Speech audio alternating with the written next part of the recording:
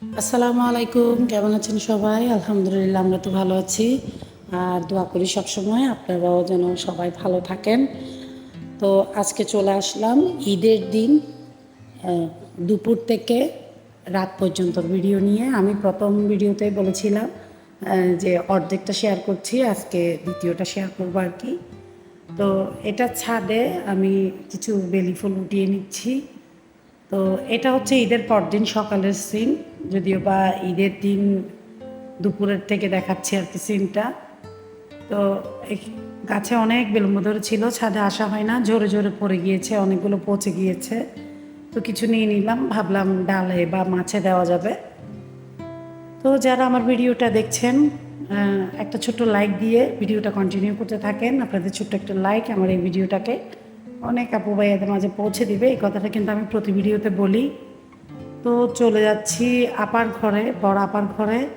ঈদের দিন বিকালে না একটু করে কেমন জানি বের হতে ইচ্ছে করে, তবে এই বের হওয়াটা আমার ভুল হয়ে গিয়েছিল। খুব খারাপ লাগে যদি ঈদের দিন কোনো মেহমান এসে গেটে তালা দেখে চলে যায়, খুবই কষ্ট লাগে। আমি নিজেও যদি কোথাও যাই দেখি যে গেটে তালা, তো খুব খারাপ লাগবে। তো এরকমই হয়, আমি যখনই বের হই সেই সময়ই মেহমান এসে তালা দেখে চলে যায়। যেহেতু একজনের ঘর, আর কেউ যদি থাকতো তাহলে রেখে যাওয়া যেত। এটা খুব খারাপ লাগে। ভাবছি আগামীবার ঈদ থেকে একদম পুরো সপ্তাহ জুড়েই কোথাও বের হব না। সপ্তাহের পরে তো বের হওয়ার কোনো সুযোগই নেই, যেহেতু ঈদের 3 থেকে 4 দিন পরেই বাচ্চাদের কলেজ, স্কুল, কোচিং সব খোলা। আর পরীক্ষাটাও শুরু হয়ে যাবে। তো যেদিন স্কুল খুলবে, 2 তারিখ স্কুল খুলবে, 3 তারিখ থেকেই পরীক্ষা শুরু। শ্বাস নেওয়ার সময়টাও নেই, এই অবস্থা। তো যা হোক, এটা তো শুধু আমার জন্য না, সবার জন্যই এই অবস্থা। তো বরাপার ঘরে চলে আসলাম, ড্রয়িং রুম থেকেই ঢুকতেই ভাবলাম একটু করে ভিডিও করে নিই।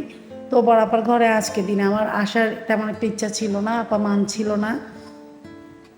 কারণ আমার হয় কি, পিস মানে মিস, যাব যাব করে আর যাওয়াটা হয় না। তো গত বছর ঈদেও কিন্তু আপার এখানে যাওয়া হয়নি, আমি অসুস্থ ছিলাম, আপারাই আমাকে দেখতে এসেছিল। তো আপা বারবার বলছিল যে 3 বছর ধরে শুধু বারবার বলছিলে তুমি আসবে, একটা রাত 2টা রাত থাকতে পারো না, তো তুমি তো এমনিতেও ঘন্টার জন্য আসতে পারো না। দুলাভাইও ওইটা বারবার বলে। সেম অভিযোগ মেজো আপাও করে, মেজো দুলাভাইও করে। তো কোনো রকমে বড়াপার ঘরে ঘন্টা 2-1-এর জন্য আসলাম আর কি। তো এইটুকু সময়ের জন্য বের হয়েই যদি মেহমান ফেরত যায় খুব খারাপ লাগে, যেহেতু আমার বড় যাও দেশে নেই, উনি দেশের বাইরে আপাতত। তো স্বাভাবিক নিয়মে আমরা 2 যাই আছি বাড়িতে, ছোটো যা আর আমি। ছোটো যার বাড়ি আর আমার বাড়ি তো একটু দূরত্ব আছে। তো খারাপ লাগে আসলে, বাচ্চারা যখন আসে, ননাস তো শহরে থাকে, ওদের বাচ্চারা আসে, তো মামি নেই দেখে ফেরত যায়, খুব খারাপ লাগে আসলে। তো যা হোক, আপা কিন্তু ব্যস্ত হয়ে গিয়েছে আমরা আসার পর। এটা খাওয়াবে, এটা খাওয়াবে, এই অবস্থা।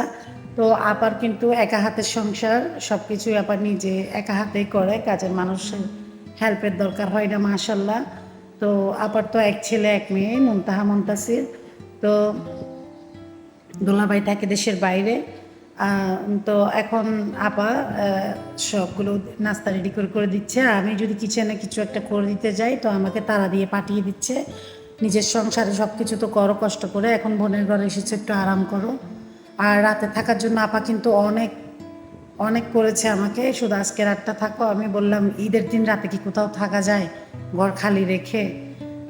তো বললাম যে কথা দিয়ে আসলাম বাচ্চাদের প্রথম সাময়িক পরীক্ষাটা হয়ে যাক, অন্ততপক্ষে একটা রাত থাকতে পারি মতো আপার ঘরে যাব। আর আপনাদেরকে কথা দিচ্ছি, যখন এক রাত থাকতে যাব তখন আপার ঘরে, এটা 2 তলা, আপা 3 তলাটা নতুন করে করেছে, সব কিছুই নতুন করে সাজিয়েছে, খুব সুন্দর।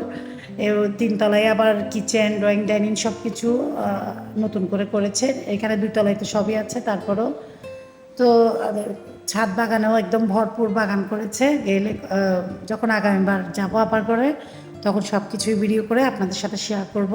আপা কিন্তু সেলাইয়ের কাজও করে। তো আমি জানি ভিডিওটা দেখার পর মেজপাও রাগ করবে, কারণ মেজপা এমনিতেই রাগ করে আছে যে আমি যাই না। আসলে যাই না যে তা তো না, কিন্তু যাওয়ার সময় কোনোভাবেই ম্যানেজ করতে পারি না।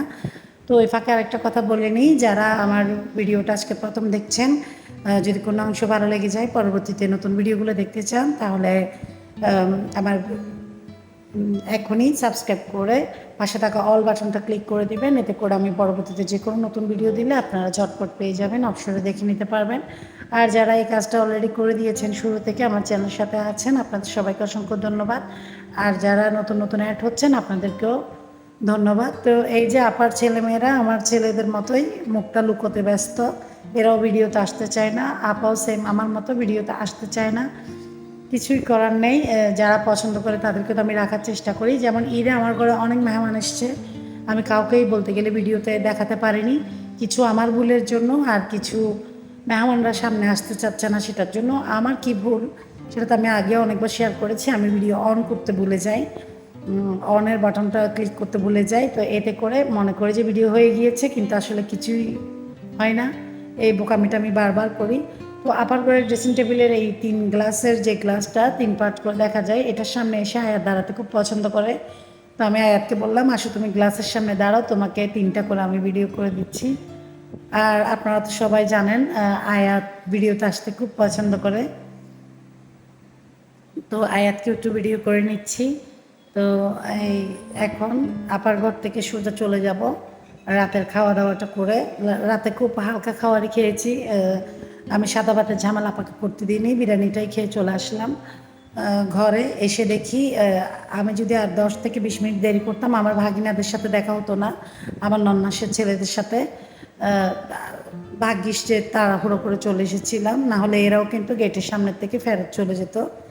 তো ঘরে ঢুকতেই পার্কিং থেকে ঘরের নীরব অবস্থাটা একটু ভিডিও করে নিচ্ছি। ঈদের দিন রাতে যদি ঘরে এরকম নীরব হয়ে পড়ে থাকে খুবই খারাপ লাগে দেখতে, মায়া লাগে আর কি। ঈদের দিন ঘর করবে ঝুমঝুম মেহমানে ভর্তি, এমনই হওয়া উচিত। তো তারপরও কি করব, একা ঘরটাকে একটু ভিডিও করে নিচ্ছি। আমার ঘরে অনেক মেহমান এসছে, কিন্তু আমরা যেহেতু গ্রামে থাকি সবাই ভিডিওতে আসতে চায় না, তাই দেখাতে পারিনি। তো আর ঈদের দিন কিন্তু মেয়ে মেহমান একদম আসে না, পুরুষরাই বেশি আসে। ঈদের 4-5 দিন পর থেকে মেয়ে মেহমানরা আসে আর কি। তো এই যে একা ঘর কেমন হয়ে আছে, আর সোফার কভার দেওয়ার পর থেকে আরও টেনশনে আছি। এবার কভার দিয়ে তো পুরো সোফাটাই ঢাকা, নিচে দিয়ে কুচি দিয়ে ঢাকা, এবার সাপ ঢুকে বসে থাকতে আরও সুবিধা হবে। যারা আমার ভিডিও আগে থেকে দেখছেন এরা বুঝতে পারবেন আমার ঘরে সাপের কি প্যারা চলে। তো যা হোক, অনেক কিছুই শেয়ার করে ফেলেছি। এই যে আমার ভাগিনারা, এরা নাস্তা খাওয়ার পর্ব শেষ, এখন চলে যাবে। আমার বাচ্চারা কিন্তু রাতের কাপড় পরে ফেলেছে, ঈদের কাপড় চেঞ্জ করে আবার দেখিয়ে আমি একটু ভিডিওতে রাখলাম, স্মৃতি হয়ে থাক। এই যে আজানের পাশে আমার ছোট ভাগিনা, আর এটা বড় ভাগিনা আমার নন্নসের ছেলে 2জন, আর এটা হচ্ছে আমার নাতি, আমার নন্নাসের বড় মেয়ে নিশাতের ছেলে এটা। তো এদেরকে স্মৃতি করে রাখলাম। সবাইকে অসংখ্য ধন্যবাদ, আগামী ভিডিও দেখার দাওয়াত। আল্লাহ হাফেজ।